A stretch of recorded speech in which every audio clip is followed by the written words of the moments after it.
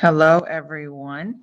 I wanted to go ahead and kind of walk through the SRIPs that you guys should be working on and kind of give you some tips and some information that I have that may help you as you go through them. I do also want to say thank you to those of you who have already started on your progress monitorings and your CBMs. Thank you so much for that so we can get all of that knocked out. Okay, so let's go to, I'm in my Google Drive. And you're going to click on Share Drive. In there is a Katoma Reading Coach Share Drive. This is something that you will be able to upload into, and you're going to see your name in a folder. But before we even get to that, you should see this document that says click here to access SRIP. And actually, it gives you access to quite a bit of information as well as documents that you can utilize as you are working through your SRIPs. So if you click here, it will give you the template. And the way I have it set up is it's going to force you to make a copy.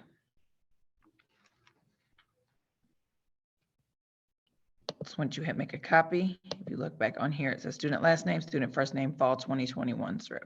So you can just change this name.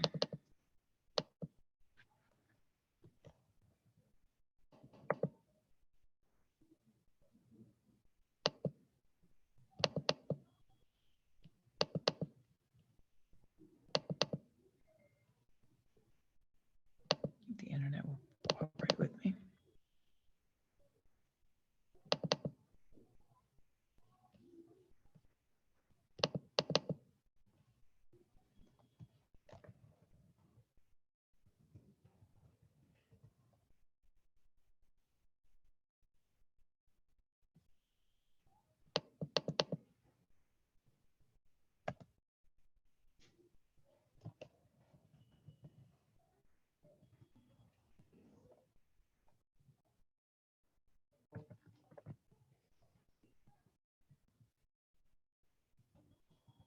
Okay, I've got the name changed. So now this is a copy of this specific student.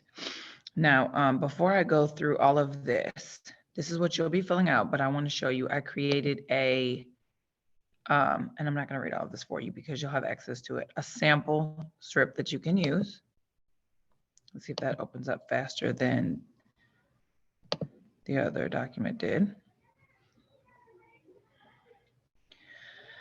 So I've given you a sample, so it kind of tells you what needs to be checked and how to check it. Some of the things that are going to apply for all of your students, I suggest going ahead and looking at this sample to make your own and then making copies off of that one. So once you type in school and teacher, once you type in the date, you can go ahead and do all of those things before you make a copy. That way you won't have to redo those. There's also some more things that I auto-filled in that you can go ahead and check before you start. Things like screening data source. K and 1 are going to be the EL, and then 2 and 3 are going to be that reading. So you can go ahead and circle that, check phonological awareness and phonics. I kind of explain why over here. Those things you can already go ahead and do one time before you make a copy for the rest of your class. And that way you won't have to re-click that every time. Also right here, these are the cut scores, which are attached to another document I've given you. So these are just samples. It's going to depend on your grade level, but I've attached a document to that for you. So I would go ahead and also put those cut scores in before you make copies for the rest of your class. That way you don't have to keep doing that over and over again, like I said. A lot of this stuff down here is just going to be the same thing where you're going to make copies. You click Sunday system. You can honestly just copy and paste this right here for this other check. And then they've got some parent resources. When we actually meet with the parents, that's when you'll fill in the names of the people who are participating. And then all of this will be done as we do our reviews. But for right now, the biggest part is making sure we get those cut scores and the scores the students have. Okay. So this is a sample that you can use when you make your copy. So you can just have them side by side. So you can go ahead and fill one out and then make copies for the rest of your class. The cut scores is going to be on this document right here. And this also, it gives you some resources. If the students are having a problem in a specific area, here are some kind of tips or things that we can do to help improve that area of deficiency. And of course, I am will be looking at the data as well so that we can be working together on some of those things to meet those needs and to address those deficiencies. But it's just something for you to kind of peruse. But at the very bottom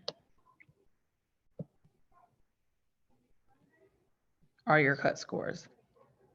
So you can just look onto your grade level, and these are the ones that you're going to be using when you are in the SRIP that you create for your students. So when you look at these,